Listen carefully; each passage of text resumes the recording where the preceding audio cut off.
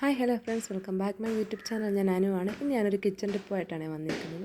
ഇതുണ്ട്, ഇത്രയും അഴുക്ക് പിടിച്ച് നമ്മൾ മാറ്റി വെക്കുന്ന അലൂമിനിയം പാത്രങ്ങളില്ലയോ, ചീനച്ചട്ടി ആയിക്കോട്ടെ, എന്തായിക്കോട്ടെ, എന്തൊരു അലൂമിനിയം പാത്രങ്ങളായിക്കോട്ടെ, അതിനെ ഒരുവിധം വളരെ വെട്ടിത്തിളങ്ങുമെന്ന് ഞാൻ പറയുന്നില്ല, ഒരുവിധം വൃത്തിയാക്കി നമുക്ക് എടുക്കാൻ പറ്റും. അത് എങ്ങനെയാണെന്ന് കാണിച്ചു തരാം. ഞാനിവിടെ ഒരു ചീനച്ചട്ടി, ഞങ്ങളുടെ ഒരു പഴയ ചീനച്ചട്ടിയാണ് എടുത്തേക്കുന്നത്.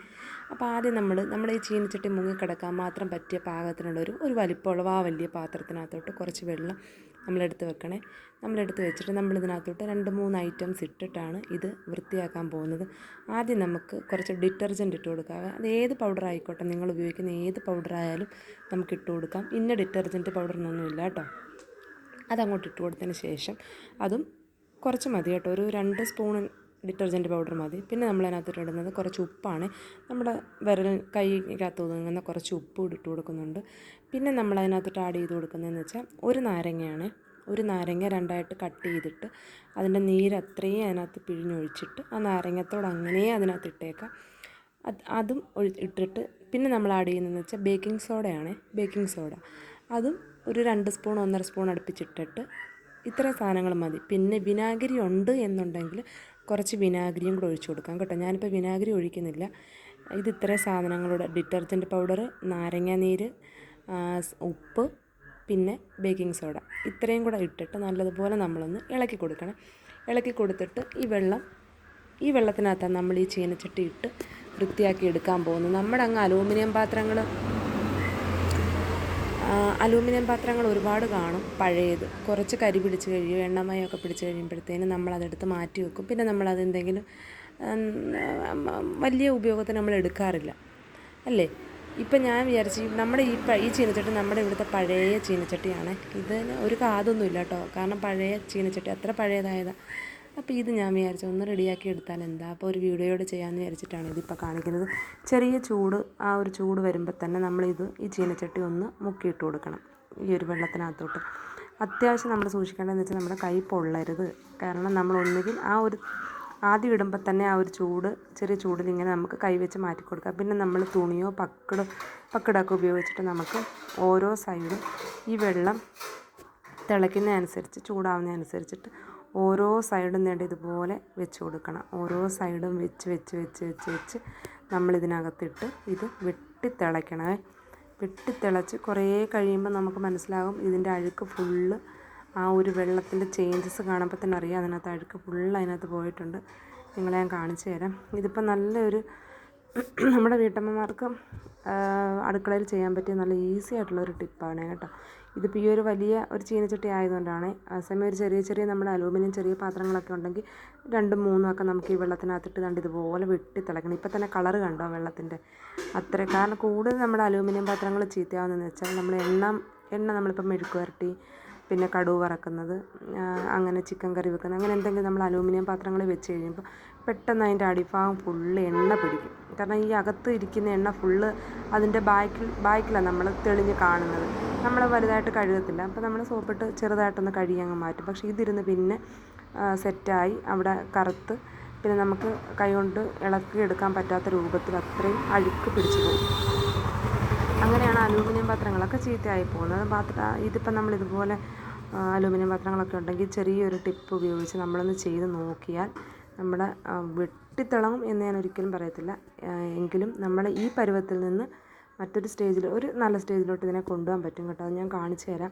ഇതിപ്പോൾ ഞാനൊരു പക്കട് വെച്ചിട്ട് ഞാൻ ഓരോ സൈഡ് ഇങ്ങനെ ചരിച്ച് വെച്ചിട്ട് ഇതൊന്ന് തിളപ്പിച്ചെടുക്കുക. പിന്നെ കുറേ കഴിയുമ്പം ഞാൻ ഒന്നുകൂടെ ഡിപ്പ് ചെയ്ത് വെച്ചിട്ട് ഗ്യാസൊന്ന് കൂട്ടി വെച്ചിട്ട് നല്ല പോലെ ഒന്ന് തിളപ്പിക്കുന്നുണ്ട് കേട്ടോ.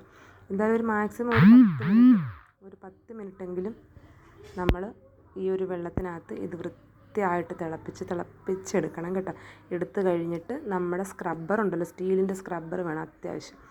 അതും പിന്നെ നമ്മൾ ഉപയോഗിക്കുന്ന സോപ്പാണോ, പാത്രം കഴുകി ഉപയോഗിക്കുന്ന സോപ്പോ ലിക്വിഡോ ഏത് ഐറ്റം ആണെങ്കിലും അത് വെച്ചിട്ട് നല്ല ഭംഗിയായിട്ട് ഒന്ന് തേച്ച് കൊടുക്കുക. ഇതിപ്പോൾ ഇത്രയും തിളച്ചിട്ടുണ്ട്. അതിൻ്റെ ഒരു കറ ഫുള്ള് നിങ്ങൾക്കത് കാണാൻ പറ്റും, അതിനകത്ത് കളർ ചേഞ്ച് ആവുന്നത്. ഞാനിപ്പോൾ ഒന്നുകൂടെ ഈ ഒരു ചീനച്ചട്ടി എടുത്ത് ഞാൻ കാണിച്ചു തരാം.